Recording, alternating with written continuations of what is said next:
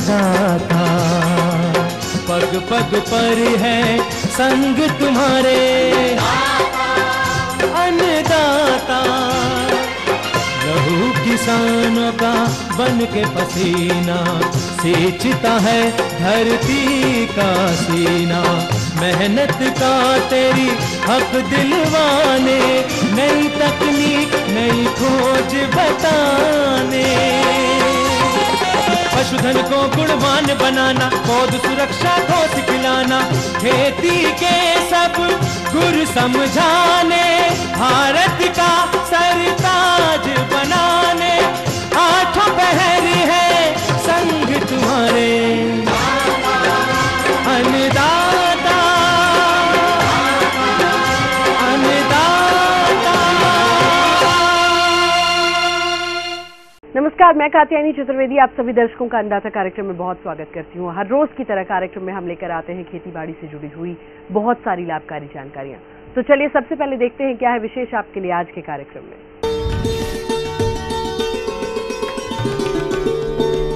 अधिक उपज हेतु रुपाई के बाद प्याज की फसल में प्रबंधन कार्य।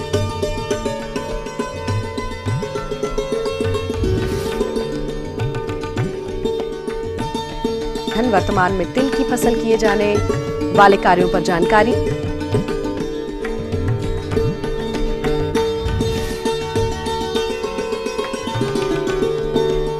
अधिक पैदावार के लिए पपीते की पौध का रोपण और रोपण बाद प्रबंध।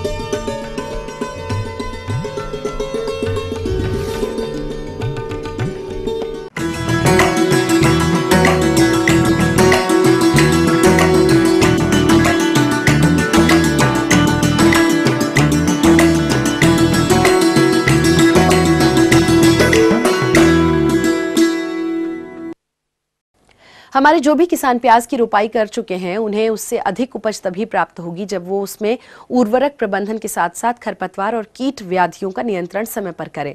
तो इन्हीं सब बिंदुओं पर विस्तार से जानकारी दे रहे हैं कृषि विज्ञान केंद्र श्योपुर के वैज्ञानिक डॉक्टर प्रवीण कुमार गुर्जर।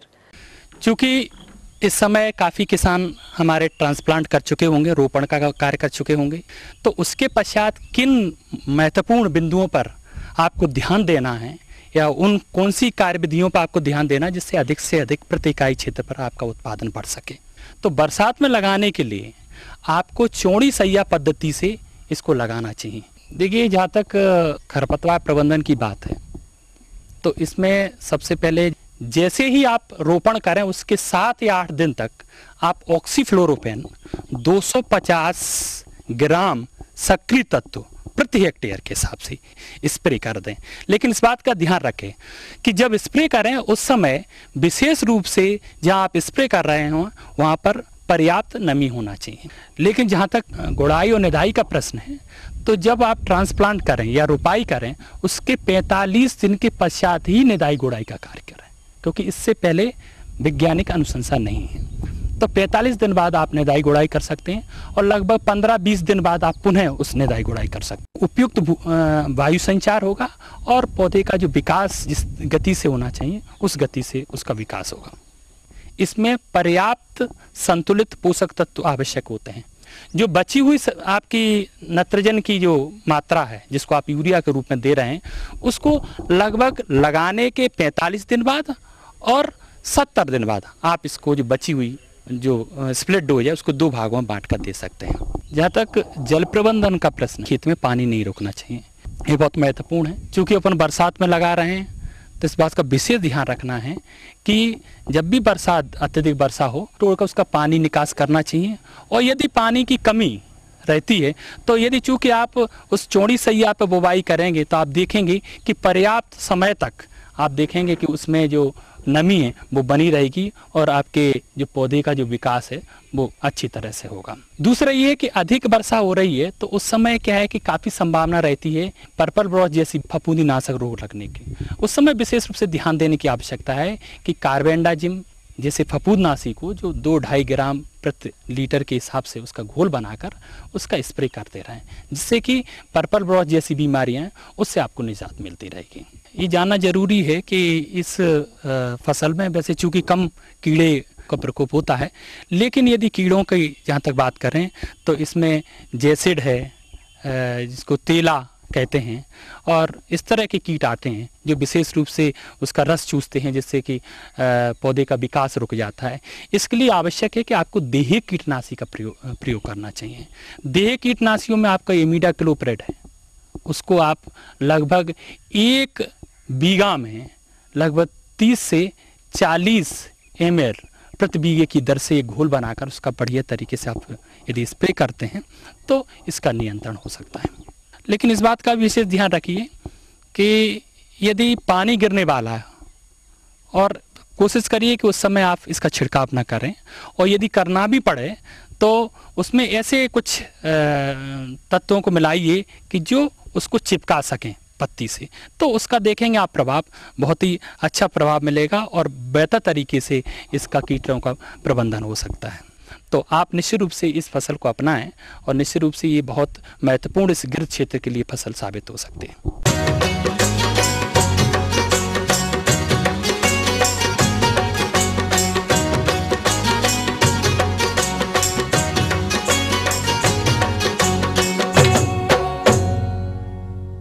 आजकल किसान सब्जियों की खेती के अंतर्गत पॉली हाउस में खीरे की खेती करने लगे हैं, और कर रहे भी क्यों नहीं, क्योंकि इनसे अच्छी आय जो प्राप्त होती है। लेकिन इस समय इस तरह से लगाई गई फसल में भी कई तरह की समस्याएं आती रहती हैं।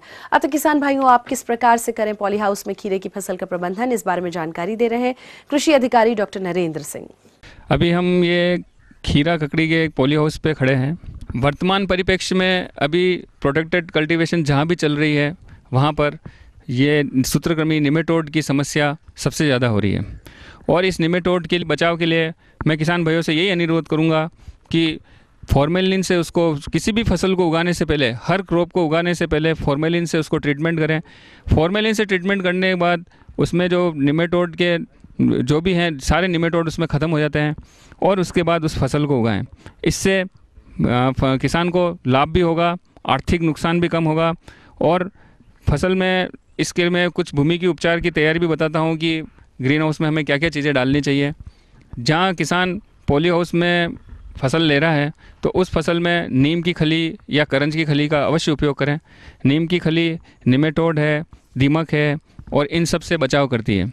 और नीम की खली को इसमें बुआई से पूर्व ही उसमें डाल दिया जाए। प्रारंभिक अवस्था में जो नर्सरी स्टेज में प्लांट तैयार करते हैं और उसको ट्रांसप्लांट करते हैं तो डैम्पिंग ऑफ की प्रॉब्लम भी ज़्यादा होती है।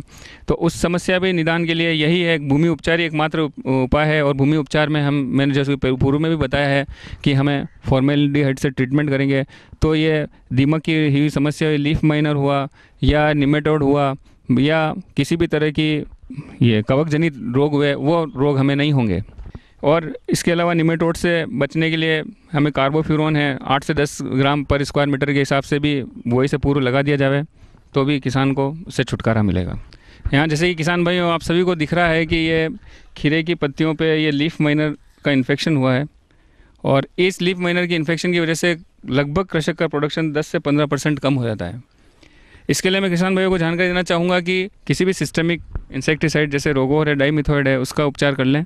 डाइमिथोइड के लिए 1 ml प्रति लीटर पानी में घोल के उसका स्प्रे कर दें, और ज़मीन पे इसके जो प्यूपा रहते हैं ज़मीन पे भी उसका अच्छी तरह से स्प्रे करें तो इस बीमारी से उपचारित किया जा सकता है। इसके अलावा बचाव के लिए नीम के निम्बेसिडिन या एजाडिरेक्टिन का जो बाज़ार में उपलब्ध है उसका एक स्प्रे कर लें तो ये इंसेक्ट का एंटीफिडेंट का काम करती है और रिपेलेंट का काम भी करती है, तो इंसेक्ट को भगाएगी। इस तरह से नीम अर्क या निम्बेसिडिन का हर 10 दिन में एक स्प्रे कर लिया जाए, और लक्षण आने के बाद ये लीफ माइनर के लिए इंसेक्टिसाइड का स्प्रे करके इस बीमारी से छुटकारा पाया जा सकता है। और सबसे अच्छा उपाय है बचावी उपचार है। इस सिद्धांत पर अगर काम करेंगे तो ये बीमारी नहीं हो।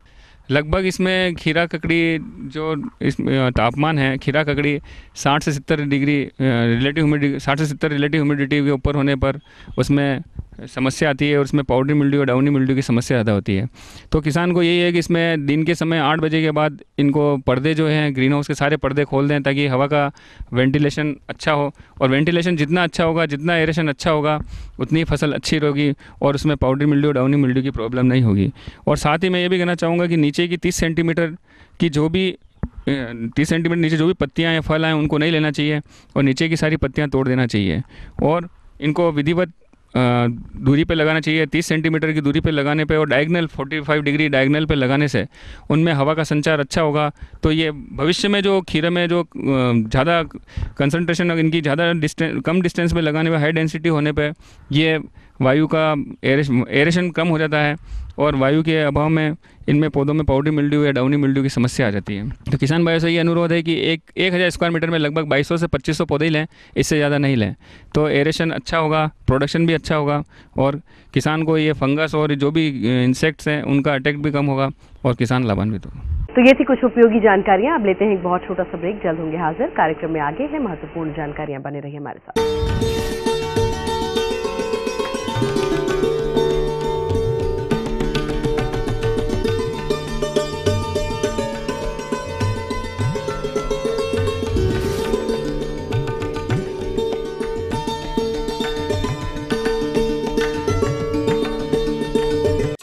धान के कटोरा छत्तीसगढ़, जी हाँ, भराए है प्राकृतिक देन।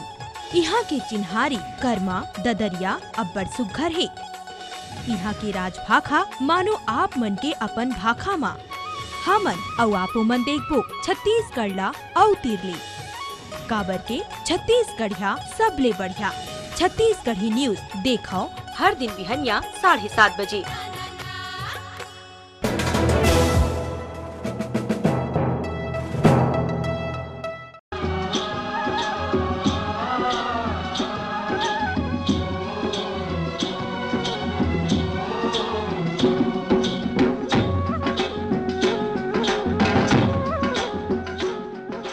ब्रेक के बाद आप सभी दर्शकों का अन्नदाता कार्यक्रम में बहुत स्वागत है। बढ़ते हैं अपनी अगली प्रस्तुति की।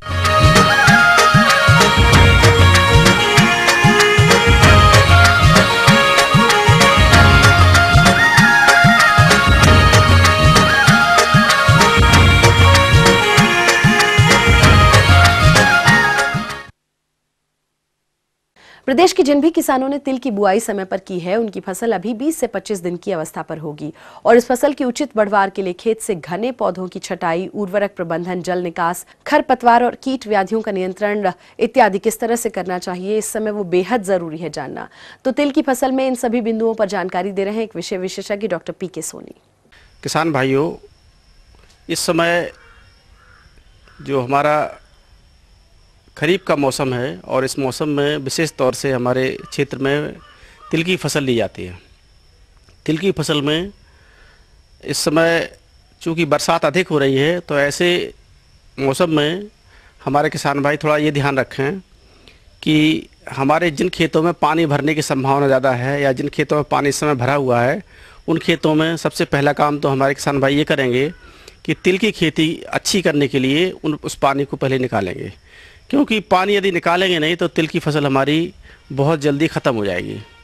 दूसरी बात हमारी तिल की जो है विशेष तौर से ध्यान देने वाली ये है कि तिल की फसल में इस समय हमारे खरपतवार बहुत ज़्यादा मात्रा में हो रहे हैं। चूँकि बरसात का सीज़न है और इस सीज़न में हमारे खरपतवारों की मात्रा ज़्यादा होती है, तो ऐसे किसान भाई जिनके पास श्रमिक उपलब्ध हैं, वो इस समय निराई गुड़ाई, जैसे ही पानी हमारा बंद होता है, बारिश हमारी कम होती है और ओट हमारे खेतों में आ जाती है, तो इस समय एक निराई गुड़ाई करना उनका बहुत आवश्यक है।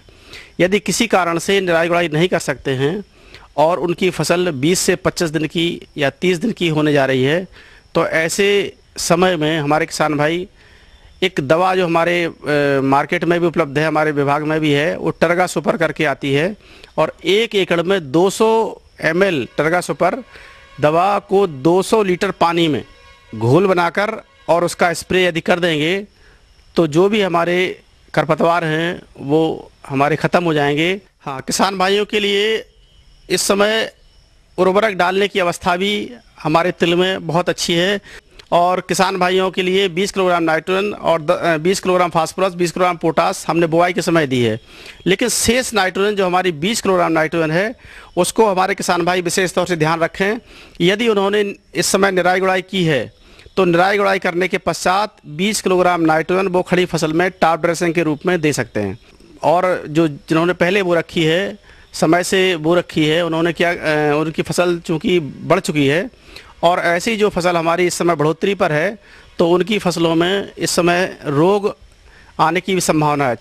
विशेष तौर से इस समय हमारे तिल में फाइटोप्तरा जो हमारा झुलसा रोग होता है उसकी संभावना सबसे ज़्यादा है, और उसकी रोकथाम के लिए हमारे किसान भाई कॉपर ऑक्सी क्लोराइड ये जो दवा हमारी आती है, इसमें 3 किलोग्राम मात्रा हमारी 600 से 800 लीटर पानी में मिला के प्रति हेक्टेयर, 1 हेक्टेयर की दवा है ये, और इसको घोल बना के छिड़क देंगे तो इस रोग से हमें निजात मिल जाएगी। दूसरी चूँकि हमारी ये रोग की बात हुई, इसके बाद हमारी कीट की बात हुई कि चूँकि कीड़ों का प्रकोप भी हमारे इस समय खरीफ के सीजन में अधिक होने की संभावना रहती है। जिन किसान भाइयों के तिल की खेती में हमारी सूंडी है, जैसे जो पत्ती काटती है, दूसरी चीज़ जो हमारे कैप्सूल चूँकि अभी बनने की स्टेज नहीं आई है, लेकिन आगामी जो कैप्सूल बनने की स्टेज भी आ सकती है, और जिस समय हमारा जो कीड़ा है वो कीड़ा जो है हमारे फसल को काटता है, और काटने के बाद ये हमारी सूंडी जो है फसल को नुकसान करती है। ऐसी स्थिति में हम किसान भाइयों को ये सलाह देते हैं, मिथाइल और डिमेटान ये दवा भी हमारी मात्रा वही है, 1.25 लीटर मात्रा इसकी रिकमेंडेशन है, और इसमें 600 से 700 लीटर पानी, चूँकि 1 हेक्टेयर की फसल के लिए इतना पानी पर्याप्त होता है। किसान भाई हमारे विशेष तौर से ध्यान ये रखें कि पानी की मात्रा की कमी ना करें, चूँकि होता यह है कि किसान भाई कम पानी में हमारी दवा का इस्तेमाल करते हैं, और जब कम पानी में इस्तेमाल करते हैं तो पौधा पूरी तरह से तर नहीं हो पाता है। इसलिए 1 हेक्टेयर में 600 लीटर पानी कम से कम आप इस्तेमाल करें तो ये दवा पूरी तरह से आपकी फ़ायदा करेगी। तो इस तरह से हमारे किसान भाई खरपतवारों के लिए, कीड़ों के लिए और विशेष तौर से रोग के लिए अगर ध्यान देंगे तो निश्चित मान लीजिए कि तिल की फसल हमारी 6 से लेकर 9 कुंतल ये हमारा वेरिएशन है, और 6 से लेकर 9 कुंतल प्रति हेक्टेयर की पैदावार वो आराम से ले सकते हैं।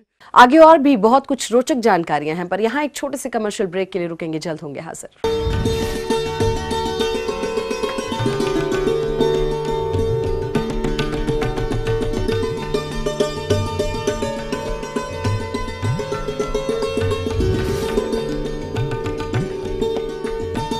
देश के किसी भी कोने में होने वाले चुनाव, क्या यार, दिन भर वही घिसी पिटी चीजें। इसमें न्यूज थी, एंटरटेनमेंट कहाँ था? बासी हो गया बॉस, पका डाला। क्या हुआ, ऊब गए? तो हो जाइए रिफ्रेश, लीजिए जायका मनोरंजन के सभी रसों का, वो भी चटपटे और मजेदार अंदाज में। मिर्च मसाला।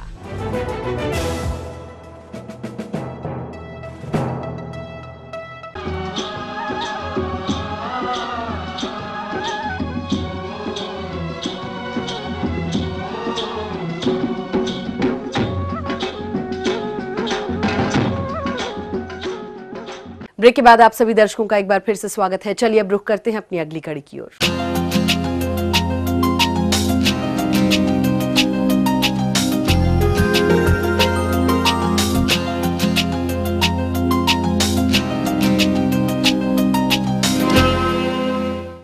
हमारे राज्य के जिन किसानों ने पपीते की नर्सरी डाली थी वो रोपाई के लिए तैयार हो गई होगी, और अब इसकी रोपाई कैसे करें और रोपाई के बाद कौन कौन से प्रबंधन कार्यों को अपनाएं जिससे पपीते के पौधों से अधिक उत्पादन मिले, इसकी विस्तार से जानकारी दे रहे हैं कृषि महाविद्यालय बिलासपुर के वैज्ञानिक डॉक्टर R.K. बिसेन। पपीता जो लगाया जाता है जुलाई अगस्त सितंबर तक लगा देना चाहिए, या फिर आपको फरवरी मार्च में पपीता लगाना चाहिए। जब स्टार्टिंग में पपीता लगाते हैं तो 45 सेंटीमीटर के आकार के गड्ढे खोदे जाते हैं, और जिनको कि 2-2 मीटर की दूरी पर लगाया जाता है। उस समय हम गोबर की खाद 20 किलो प्रति पौधे के हिसाब से देते हैं, और जो है आपकी नत्रजन है वो आपकी 350 ये प्रति हेक्टेयर के हिसाब से देते हैं, और इसमें पोटास जो है 200 किलोग्राम प्रति हेक्टेयर के हिसाब से देते हैं, और सुपर फास्फेट आपका 350 किलोग्राम प्रति हेक्टेयर के हिसाब से दिया जाता है। और जो सुपर फास्फेट है और पोटास है, इसकी पोटास की आधी मात्रा और सुपर फास्फेट की पूरी मात्रा बेसल डोज में दे दी जाती है। और जो आपकी नत्रजन है वो आप शुरू में गोबरी खाद के रूप में देते हैं, उसके बाद नत्रजन आपको 100 किलोग्राम प्रति हेक्टेयर के हिसाब से देना है, और 2-2 महीने के अंतराल से नाइट्रोजन यूरिया के रूप में आपको प्रति पौधे में देना है। खरपतवार का नियंत्रण बहुत ज़रूरी है, इसके लिए हैंड वीडिंग करना चाहिए और खरपतवार को पनपने नहीं देना चाहिए। जब अगर आप ड्रिप सिस्टम अपनाते हैं पानी का, टपक सिंचाई विधि, तो इसमें 2 फायदे होते हैं। आपको पानी भी पपीते को उचित मात्रा में प्राप्त होता है और खरपतवार इसमें बहुत ही कम आता है, नहीं के बराबर आता है। इस प्रकार से टपक सिंचाई विधि की मदद से आप खरपतवार पर नियंत्रण कर सकते हैं और पानी जितना चाहिए पौधे को उतना पानी हमको पौधे को मिलता है और फसल हमारी बहुत अच्छी आती है। और जो पानी का प्रबंधन करना बहुत मुख्य बात है इसमें, क्योंकि पपीते की जड़ के पास अगर पानी इकट्ठा हो जाएगा तो उसमें तना गलन की बीमारी आ जाती है और पपीते का पौधा मर जाता है। इसलिए किसान भाई विशेष रूप से ध्यान रखें कि पपीते की जड़ के पास बिल्कुल पानी नहीं भरना चाहिए और पानी का निष्कासन करते रहना चाहिए। अभी बरसात का मौसम था तो पानी तो ज़्यादा नहीं देना पड़ा होगा, पर अब पानी की विशेष व्यवस्था करना पड़ेगी आपको। कम 1 सप्ताह के अंतराल से भूमि के अनुसार आप पानी दें। अगर ज़्यादा लाइट भूमि है, रेतीली भूमि है, तो पानी जल्दी देना पड़ेगा आपको। उसका दिन में 6 दिन में दे सकते हैं, 7 दिन में दे सकते हैं। ये थोड़ी गहरी मिट्टी है तो आप 10 दिन तक भी पानी अंतराल रख सकते हैं। और इस समय पपीते में आपको अगर बीमारी दिख रही है कोई, जैसे पत्ते मोजे का आता है, उसमें मोजे की बहुत ज़्यादा समस्या रहती है, तो उसमें आप 2 ग्राम दवा प्रति लीटर पानी के हिसाब से बना के छिड़काव करें, जिससे कि इसको कंट्रोल किया जा सके। यदि बहुत ज़्यादा मात्रा में आ रहा है कुछ पौधों में तो इसको निकाल के नष्ट भी करना चाहिए छोटे पौधों को, जिससे कि बीमारी फैले ना। पपीते की फसल आप 3 सालों तक ले सकते हैं। बस एक बार आपने फसल हार्वेस्ट कर ली, फिर दूसरे बार आप फसल हार्वेस्ट कर सकते हैं और इस प्रकार 3 बार आप फसल हार्वेस्ट कर सकते हैं। पहले बार जो आप फसल लेंगे उसमें बहुत अच्छी फसल प्राप्त होगी आपको, दूसरी बार थोड़ी कम होगी और तीसरी बार उससे कम होगी, मतलब फसल कम होते जाती है। अगर प्रबंधन आप अच्छा रखेंगे तो फसल के उत्पादन में अंतर कम होगा प्रतिवर्ष के साथ।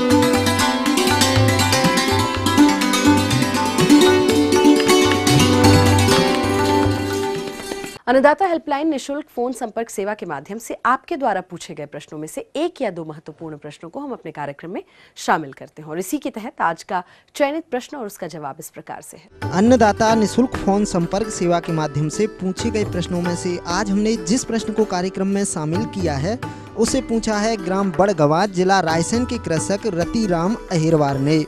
यह मछली सह झींगा पालन के बारे में जानकारी चाहते हैं। तो रतिराम अहिरवार जी, आपकी जानकारी हेतु प्रस्तुत है कार्यक्रम का यह अंश। आइए सबसे पहले बात करते हैं झींगा के बाजार भाव एवं इनकी प्रजातियों की। यदि हम सामान्य मछलियों की बात करें तो बाजार में इसका भाव 80 से 90 रुपए प्रति किलो ही है, जबकि झींगा 300 से 350 रुपए प्रति किलो की दर से आसानी से बिक जाता है। अगर इसकी प्रजाति की बात करें तो मीठे पानी में पालने के लिए सबसे उपयुक्त झींगा है माइक्रोब्रेकियम रोजर वर्गीय झींगा, जिसे हम लोग आम बोलचाल की भाषा में महा झींगा भी कहते हैं। इसकी प्राप्ति आप SRI बोरिया रांची से या फिर सीफा भुवनेश्वर से कर सकते हैं। इसके बाद बात आती है तालाब की तैयारी की। मछली सह झींगा पालन के लिए तालाब के सारे इंतजाम उसी अनुसार करते हैं जैसा कि मिश्रित मछली पालन में करते हैं। तालाब की तैयारी करते समय आप गोबर की खाद 1 टन प्रति हेक्टेयर या मुर्गी की खाद 500 किलोग्राम प्रति हेक्टेयर की दर से अवश्य डालें। इसके अतिरिक्त यूरिया 50 किलोग्राम तथा SSP 100 किलोग्राम प्रति हेक्टेयर दिया जाता है। इसके अलावा झींगा के उचित विकास एवं उचित वृद्धि हेतु आप 200 से 300 किलोग्राम चूना प्रति हेक्टेयर डाल सकते हैं। साथ ही साथ आप ध्यान रखें कि तालाब के आसपास के खेतों में प्रदूषित पानी का प्रवेश ना हो। साथ ही मछलियों के छिपने के लिए तालाब में पुराने टायर, एस्बेस्टर के टुकड़े, पेड़ की सूखी हुई टहनियों आदि को तालाब में अवश्य डालें। तालाब के प्रबंधन के बाद अब बात आती है मछली एवं झींगा के बीज संचयन की। इसके लिए 40 दिन से अधिक आयु के बच्चे का संचयन करें, क्योंकि छोटे बच्चों की मृत्यु ज्यादा होती है। साथ ही ध्यान रखें कि मिश्रित मछली पालन के दौरान तलवासी मछलियां जैसे मृगल और कॉमन कार्प का संचय नहीं करना चाहिए, क्योंकि झींगा तलवासी जीव है। मछली जीरा का संचयन फ्राई 25,000 प्रति हेक्टेयर या अंगुलिकाएं 10,000 प्रति हेक्टेयर की दर से किया जाता है। इसके बाद बात आती है इसके आहार की। चूंकि झींगा सर्वभक्षी होता है, इसलिए मुख्य आहार तालाब में उपस्थित प्लावक एवं अन्य छोटे छोटे जंतु होते हैं। लेकिन इनकी अच्छी बढ़ोतरी हेतु आप पूरक आहार भी दे सकते हैं। पूरक आहार में धान का कोड़ा एवं सरसों की खली बराबर बराबर अनुपात में मिलाकर दिया जा सकता है। इसके अतिरिक्त इसके भोजन में मछली का चूर्ण, घोंगा तथा मिनरल मिक्सचर भी सम्मिलित करें और इस आहार को इस प्रकार से दें।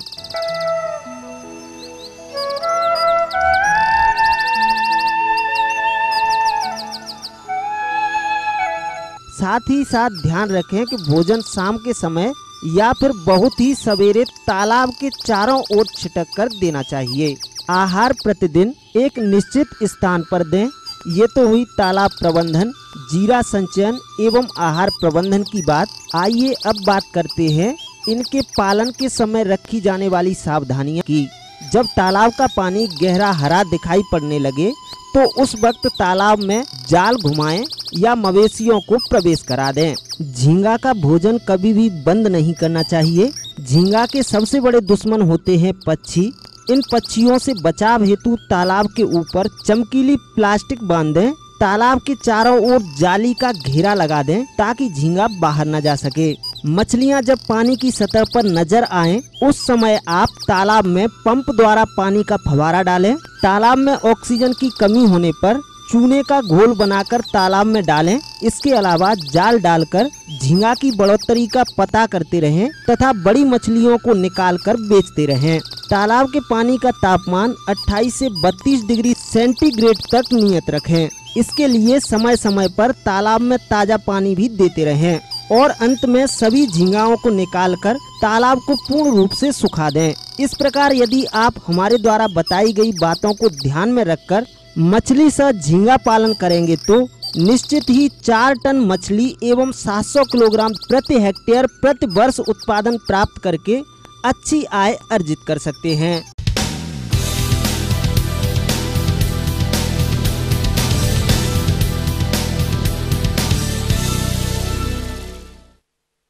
राज्य की विभिन्न मंडियों में कृषि उत्पादों के चढ़ते उतरते बाजार भाव की संक्षिप्त जानकारी इस प्रकार से है।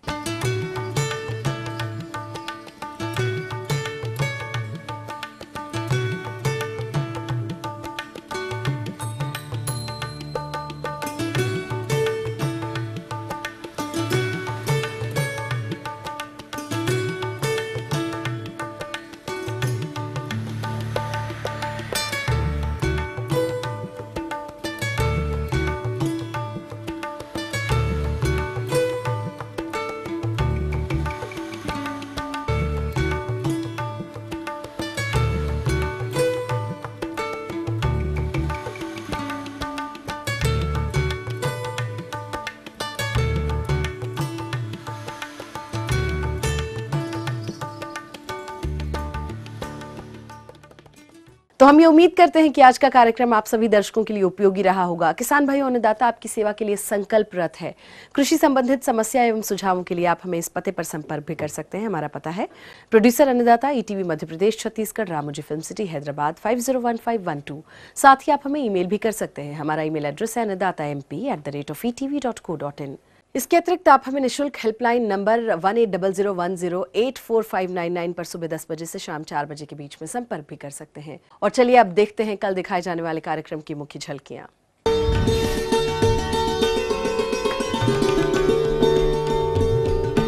भरपूर पैदावार के लिए धान की फसल में पोषक प्रबंधन पर जानकारी।